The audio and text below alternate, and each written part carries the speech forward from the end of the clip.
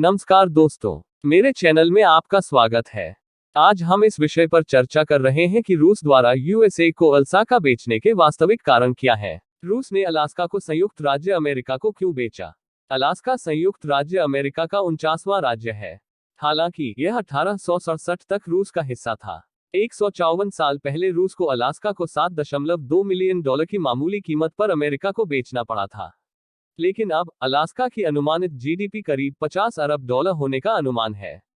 जब अलास्का खरीद संधि पर हस्ताक्षर किए गए तो प्रशांत तट में रूस का विस्तार उत्तरी अमेरिकी महाद्वीप में रुक गया। भले ही देश के लिए बातचीत दशकों तक चली, लेकिन अमेरिका एशिया प्रशांत में महान शक्ति के रूप में उभरा। अमेरिकी विदेश मंत्री विलियम सीवार्ड ने अमेरिकी राष्ट्रपति एंड्रू जॉनसन द्वारा हस्ताक्षरित संधि में महत्वपूर्ण भूमिका निभाई थी। लेकिन रूस को अलास्का को बेचने की जरूरत क्यों पड़ी, जो प्राकृतिक संसाधनों से भरा है?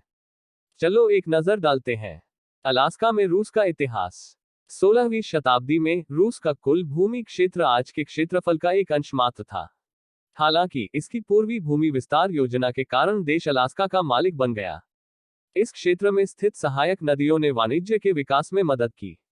1581 में रूस ने सिबिर के खांटे पर कब्जा कर लिया, जिसने साइबेरिया की विजय की शुरुआत को चिन्हित किया। यह भी देखें, सबसे गर्म महीने से लेकर सबसे बड़े एयरलिफ्ट तक, ये हैं 2021 के सबसे बड़े रिकॉर्ड। रूसी सम्राट पीटर द ग्रेट एशियाई भूभाग के बारे में बहुत उत्सुक थे।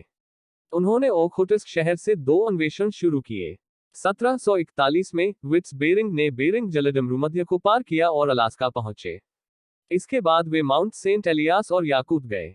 हालांकि दिसंबर 1741 में दूसरे कामचटका अभियान के दौरान ही स्कवी के कारण उनकी मृत्यु हो गई। अलेउतियन द्वीप समूह के पास उनके दल ने सैकड़ों समुद्री ऊदबिलाव, लोमड़ियों और फरसीलों को पाया, जो प्रतिकूल मौसम के कारण अन्यथा अशांत यात्रा की चांदी की परत के रूप में काम करते थे। आज के विपरीत उस समय अलास्का में एक घातक जलवायु थी। कुल मिलाकर केवल 800 रूसी नागरिक द्वीप में निवास करते थे और यह रूसी राजधानी सेंट पीटर्सबर्ग से भी दूर स्थित था। 1812 में रूसियों ने अमेरिका के पश्चिमी तट पर फोर्ट रॉस में एक बस्ती का निर्माण किया। यह भी पढ़ें, अलास्का में पिघलने वाले ग्लेशियर भूकंप में योगदान दे रहे हैं, शोध में पाया गया है। अमेरिकी अन्वेषण के रूसी विभाग के विफल होने के बाद मॉस्को अलास्का में रूसी बस्तियों की संभावनाओं के बारे में चिंतित हो गया।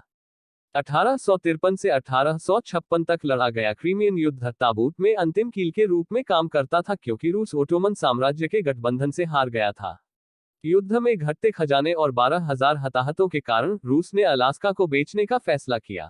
रूस बल्गेरिया, रोमानिया, मोल्दोवा और क्रीमिया जैसे बाल्कन देशों को नियंत्रित करना चाहता था। वे 1850 के दशक में ओटोमन साम्राज्य का हिस्सा थे। मुस्लिम बहुसंख्यक ओटोमन साम्राज्य में ईसाइयों की रक्षा करने की रूस की इच्छा ने क्रीमिया युद्ध को जन्म दिया।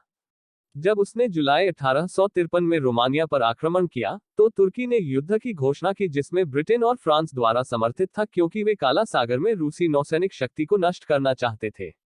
क्रीमिया युद्ध 1856 में समाप्त हुआ, जब ऑस्ट्रिया के बढ़ते प्रतिरोध के कारण पेरिस की संधि पर हस्ताक्षर किए गए। रूस था अमेरिका का सहयोगी। ब्रिटिश साम्राज्य के लिए साझा नापसंदगी के कारण 1800 के दशक में रूस और संयुक्त राज्य अमेरिका सहयोगी थे। यह एक कारण था कि रूस ने अलास्का सौदे के साथ संयुक्त राज्य अमेरिका से संपर्क क्यों किया। वाशिंगटन द्वारा गृहयुद्ध के बाद की स्थिति को स्थिर करने के तुरंत बाद रूस और अमेरिका के बीच अलास्का सौदे पर बातचीत शुरू हुई। रूस ने प्राकृतिक संसाधनों के मूल्य का अनुमान लगाने के लिए सर्वेक्षणकर्ताओं की एक टीम अलास्का भेजी। उन्होंने अनुमान लगाया कि इसकी लागत $10 मिलियन है। अलास्का को न बेचने की सलाह दिए जाने के बावजूद रूस ने अमेरिका को उस कीमत की जानकारी दी जो वह देश के लिए चाहता था। हालांकि सौदे पर बातचीत के बाद $7.2 मिलियन की कीमत तय की गई थी।